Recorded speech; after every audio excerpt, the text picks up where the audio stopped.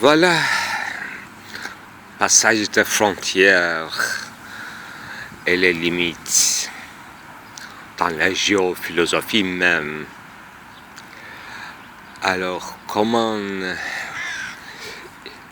représenter l'espace de la géographie? Je disais à un moment donné qu'il ne s'agit pas de la topographie.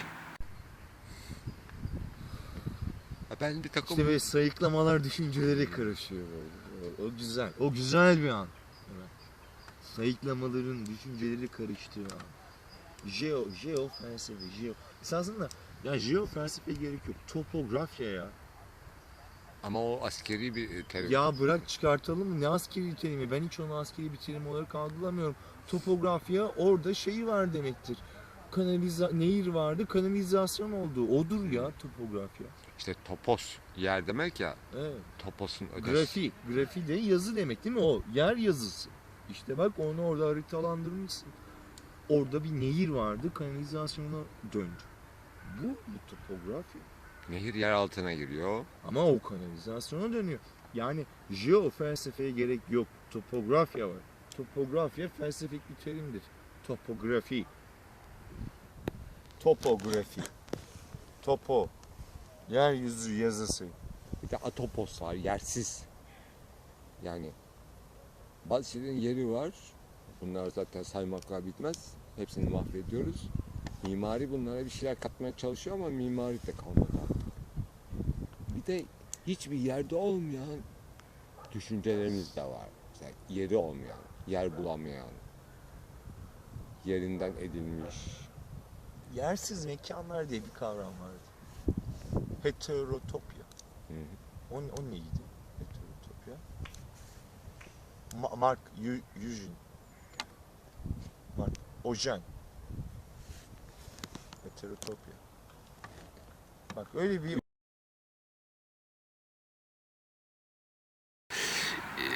Oui, bien évidemment, mais je ne savais pas quand même que topographie n'était pas une science si simple que cela. J'ai lu récemment un livre dans les éditions de Tubitak traduit en turc qui s'appelle La poésie de l'univers. Donc il s'agit des changements épistémologiques, paradigmatiques dans la science, surtout dans la représentation de l'espace, c'est-à-dire mise en doute des axiomes euclidiens. Et j'ai commencé à lire à partir de ce passage sur Gauss et qui va jusqu'à Riemann, ce qui a inventé une autre conception de l'espace riemannien. Alors, comment imaginer la géophilosophie indépendamment de tous ces changements de conception de l'espace et du temps bien sûr, mais ici c'est plutôt concernant l'espace, commençons par l'espace, par la difficulté de l'histoire de cartographie. Alors faire des cartes, c'est pas si facile que ça, et selon le vœu, c'est-à-dire selon le point de vue et selon l'usage, ça varie. Il y a une cartographie, peut-être une science générale de traduire selon les besoins le topos, l'espace, et ses besoins et ses demandes concernant le topos différencient selon les époques, selon les usages. Et dans le temps de mercantilisme et de commerce maritime, il allait très bien de représenter l'espace sur une surface euclidienne, c'est-à-dire homogène et anonyme, dans lesquels, entre deux points, on pourrait facilement supposer une ligne droite. Et ainsi de suite, des triangles, des carrés et des cercles. Mais malheureusement, dans la topographie réelle, qu'on n'arrive pas encore à déchiffrer, il n'y a ni ligne droite, ni véritablement un triangle, ni un cercle. Pourtant, on mesure, on fait semblant d'appliquer les préceptes de la géométrie euclidienne à l'espace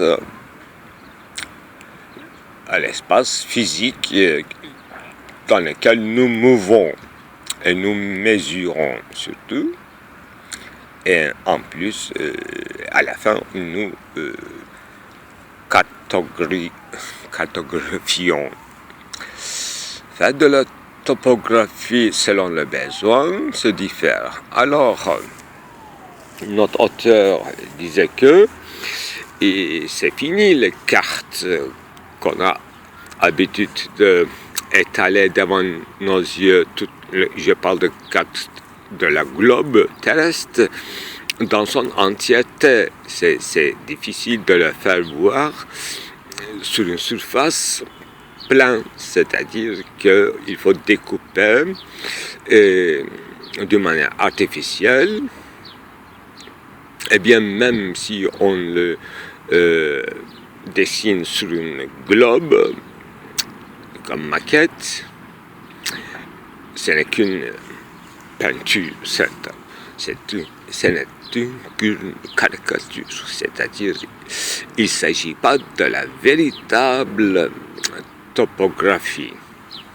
On essaie bien sûr dans la petite dimension de faire un décalque exact d'une terre, même d'un pays, mais on a non seulement fait des choses approximatives, mais théoriquement et ontologiquement, plusieurs savants ont déclaré que c'était impossible par définition.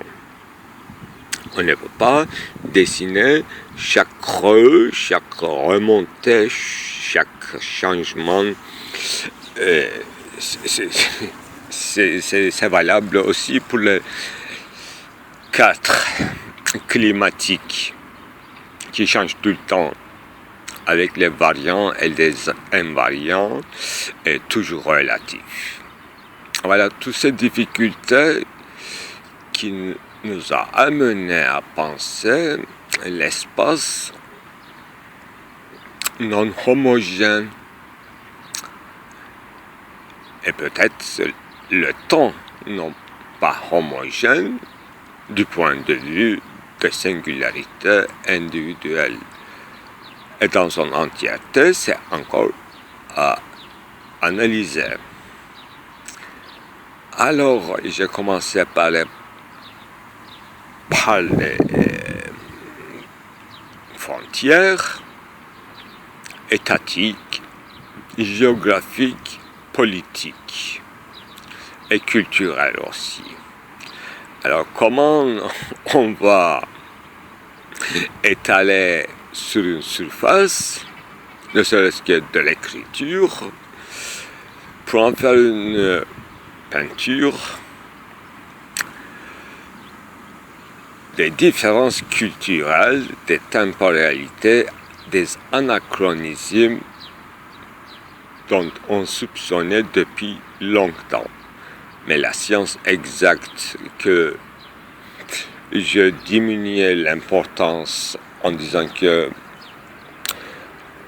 topographie, dans la topographie, il ne s'agit qu'un art militaire, mais non, tous les grands mathématiciens,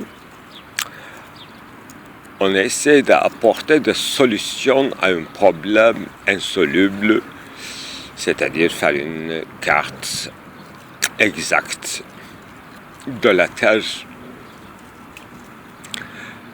comme dans une ancienne conte chinois dans lequel un empereur voulait finalement, vers la fin de sa vie, voir dans son ensemble son empire. Évidemment, il était impossible de parcourir par lui-même dans son entièreté. Alors, il a fait demande à tous les scientifiques chinois et pour trouver une solution et pour que le souverain voie enfin sa terre sur laquelle il règne dans son entièreté, eh bien, il n'y avait qu'une solution, c'est de donner la terre dans son entièreté, idem comme une cartographie à l'empereur chinois.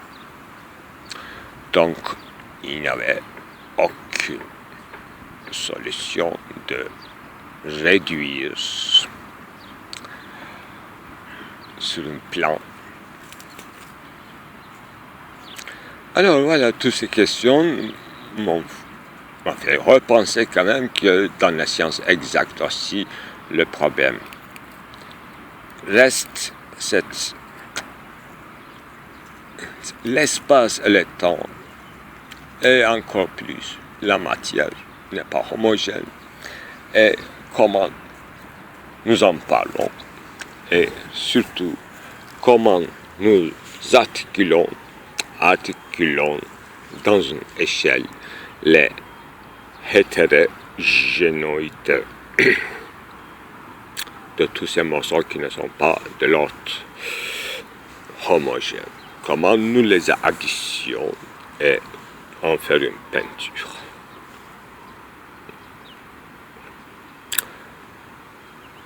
Et Giambattista Vico aussi avait expérimenté dans une autre domaine le même problème de tracer des lignes de généalogie et de déduction des séries, des enchaînements dans les institutions culturelles, dans les idiomes, dans les appellations, dans les formules devenues coutumes,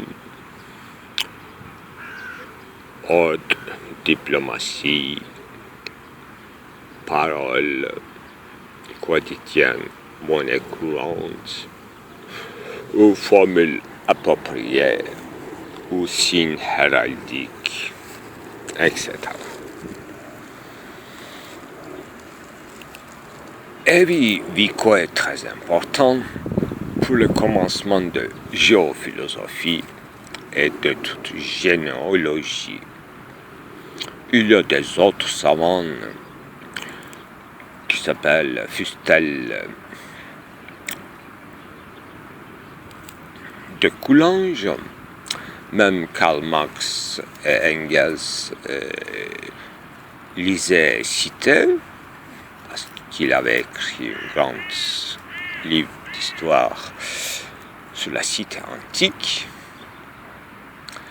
Donc, sur toutes ces institutions, divinités, usages, compréhension, concepts, les pratiques surtout dans l'origine de la famille, de l'État, de la propriété, d'Engels. Ce sont de grands travaux qui ne sont pas achevés pour faire une complète, non pas système, comme il imaginait les philosophes allemands après Kant. quand il n'a pas achevé son système, il a laissé segmentariser dans une conflit tripartiel au moins. Conflit des facultés, etc. J'en reviens pas. Mais il y avait un peintre à Florence, qu'il était prêtre, qu'il était un frère parmi ses frères, et qui s'appelait Fra Angelico, qui a donné une solution en peinture. Et il se sentit à un moment donné qu'il était responsable et il devait répondre de la vérité, de véritable vérité du christianisme. Et il a commencé à faire des fresques dans les murs de monastres. Certaines de ces fresques sont restées inaperçues par les grands historiens de l'art et ils ont considéré certaines fresques comme des décorations selon le goût de l'époque. Bien sûr, Georges Didier Huberman, dans son œuvre devant l'image et devant le temps, il a fait un cas exemplaire de l'œuvre de Fra Angelico. Mais je ne parlerai pas de cette sémence semée des prairies en pensant cette planche de Fra Angelico, j'avais songé Immaculée Conception, Vierge Marie et la conception intime du christianisme qui est au fond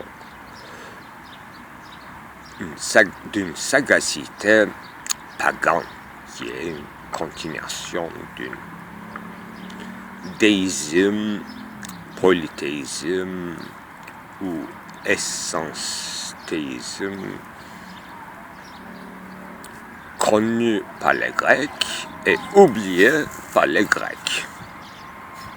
Entre parenthèses, pour moi c'est une grande question que les Grecs, oui, les Grecs, comment ils ont choisi accepter le christianisme en tant que tel, comme nous connaissons ou comme nous ne connaissons pas.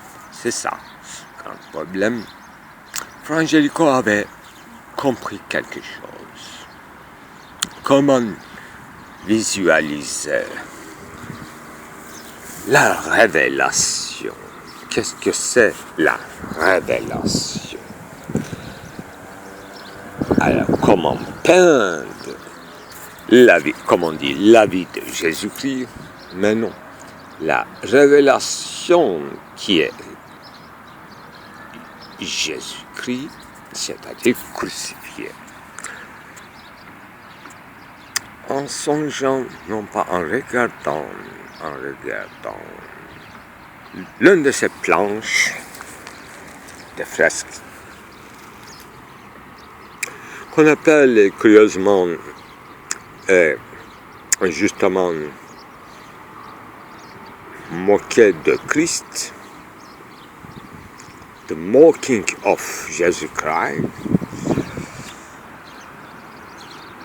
Je fais moi-même une révélation à la fois concernant grande sagacité de la parole d'Anaximandre, cette apeiron et peiron, parce que j'avais commencé aujourd'hui par les frontières, c'est-à-dire de Peros, Peras. Et comment articuler ces limites, les frontières, ceux qui sont définis comme ethnie, usage, coutume, et comment le voir dans son ensemble, dans un projet de géophilosophie, dans un esprit d'Anaximandros, selon lequel tout saute de la paieront et ils vont retourner pour payer leurs dettes. Voilà, la conception de dette, schuldig sein. Et en anglais, Shell, qui a gardé une mode de futur, un devoir au sens temporel. Voilà, l'énigme se résolue. Une faute et un devoir. Un rapport de créancier et débiteur. Une obligation et une nécessité. Et une obligation de paiement qui est Schuld et Shell. Et ça fait un devoir temporel qui fait passe partout dans l'espace, dans toutes les frontières, à cause de, selon Anaximandre, séparation. Ils vont finir à payer leurs dettes pour devenir acquittés pour que le moment recommence. Alors, Fra Angelico, comment il peut comprendre dans la figure du Christ, qui n'a pas lui-même inventé, mais lui, il a sûrement eu connaissance des paroles de sages comme Anaximandre, ou encore plus sages comme le parole de brahmanisme, selon lequel le péché dans le monde, la faute morale qui vient par la naissance n'a rien à voir avec ceci ou cela, avec un acte accompli, ni un péché originel qu'on pourrait postuler. C'était sans raison, sans causalité. Il s'agissait d'une faute à payer dans un circuit. Là, l'espace de la géophilosophie cesse d'être neutre et mis en mouvement selon ma révélation dans la contemplation des fresques de Fra Angelico, devient une croix de swastika indien, une croix indienne qui commence à tourner comme une rue de la fortune. Tous les espaces, toutes les séparations, toutes les identités, toutes les entités négatives. Je parle toujours d'une seule scène de Fra Angelico qui s'appelle The Mocking of Jesus Christ, moqué de Christ. Sans oublier, bien sûr, ce génitif actif et passif de moquer de Christ, qui moque de quoi? Qui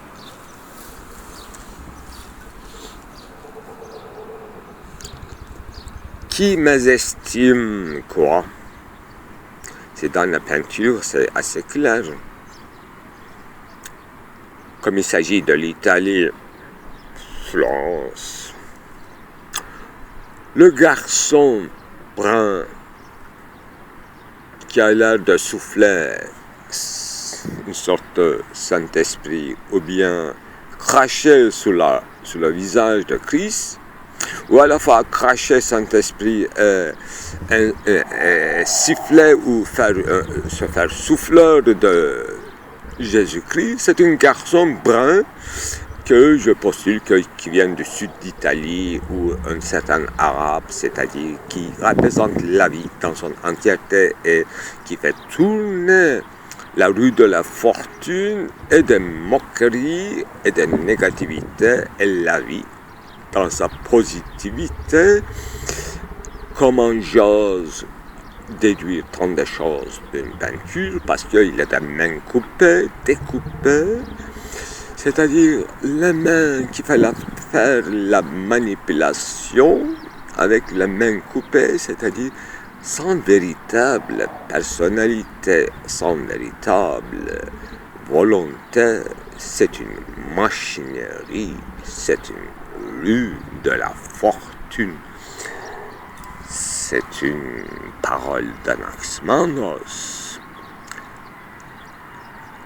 qui est trouvée derrière figure de Christ, qui se moque de ce monde et tout le monde est d'abord ce garçon avec une teinte brune qui se moque de Christ, c'est-à-dire la fin et commencement, éternel retour et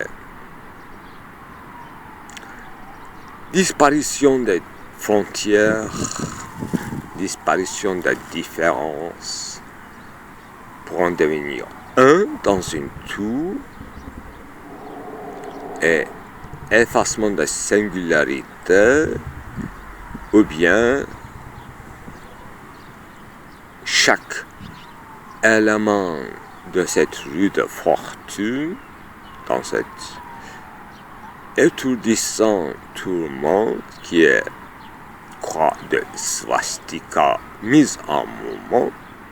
On peut dire l'étoile de David, la même chose, qui est plus statique et qui est plus dynamique. Carré de Mevlevi, ou bien pierre de Mevlevi, qui est une figure géométrique qu'on obtient avec la superposition déplacée de deux carrés. Donc ça fait 8 angles.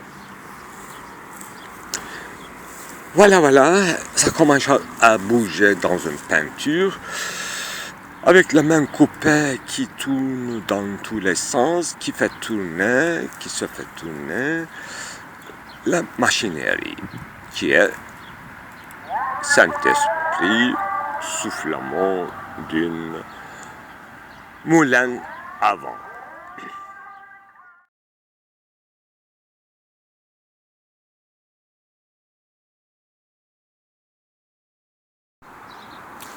Oui, il s'agit d'une figuration de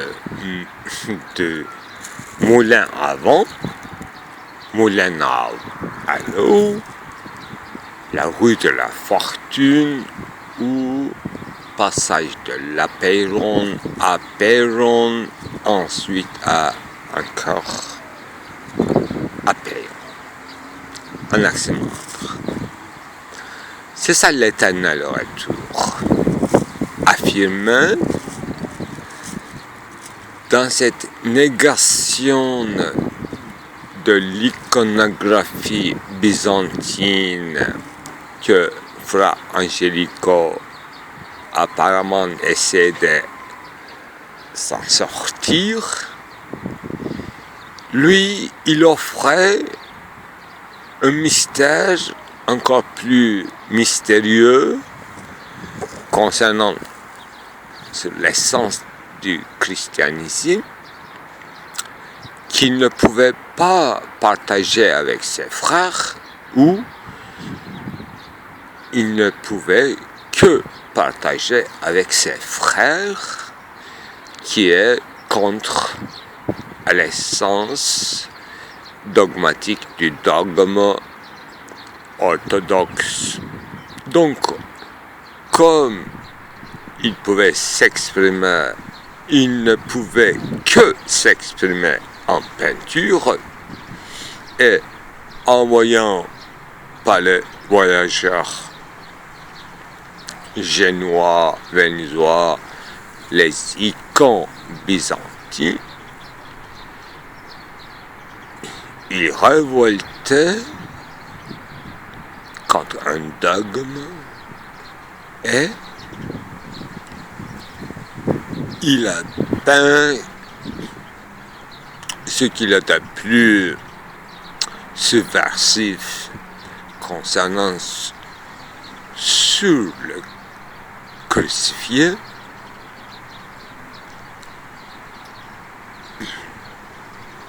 Mais son tableau dans son entièreté a fini d'être une icône avec sa Vierge Pietas sur le pied du Christ sur le tronc, bizarrement sur le tronc, avec une tissu blanc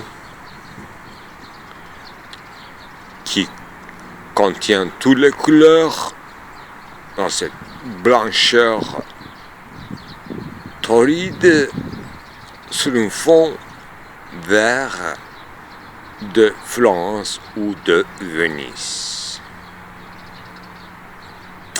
Avec, bien sûr, cette tête coupée également d'un arabe italien, un Sicilien, un garçon de 15 ans, qui regarde sans aucune retenue le visage et qui crache. Et le Christ, dans la figure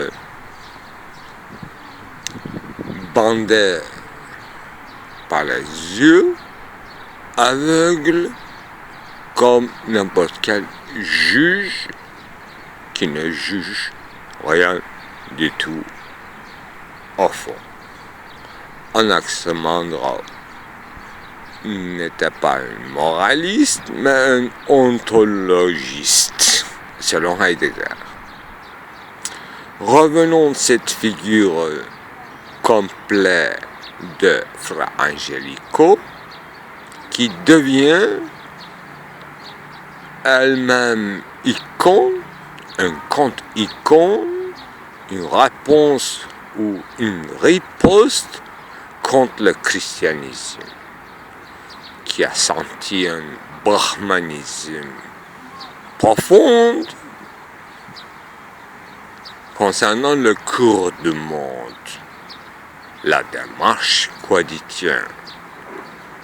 C'est pour ça que toutes les mains sont coupées et qui font l'affaire et manigance, c'est-à-dire qui font tourner la rue de la fortune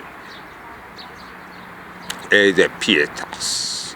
La mère, c'est Vierge, autrement dit prairie, la nature, un certain Dominique, selon iconographie. Et cette scène de pietas, pourquoi sur le tronc? Pourquoi Jésus est le roi dans son pitoyable moquerie? Pourquoi encore un Dieu, un fils de Dieu, c'est-à-dire une hypostase de Dieu, un crucifié, un humilié, une figure moquée qui fait marcher, fonctionner, fait tourner le tout, la croix swastika de Brahmanier. Pourquoi les bouddhistes savent toujours plus qu'un n'importe quel occidental ou vice-versa. C'est ça la frontière, passage de frontière, porosité de frontières.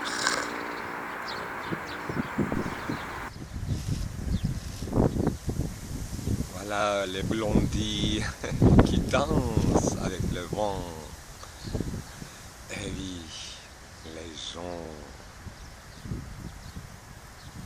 comme un passage de frontière entre la Pologne et l'Allemagne, selon les dires de Jean Genet, imperceptiblement.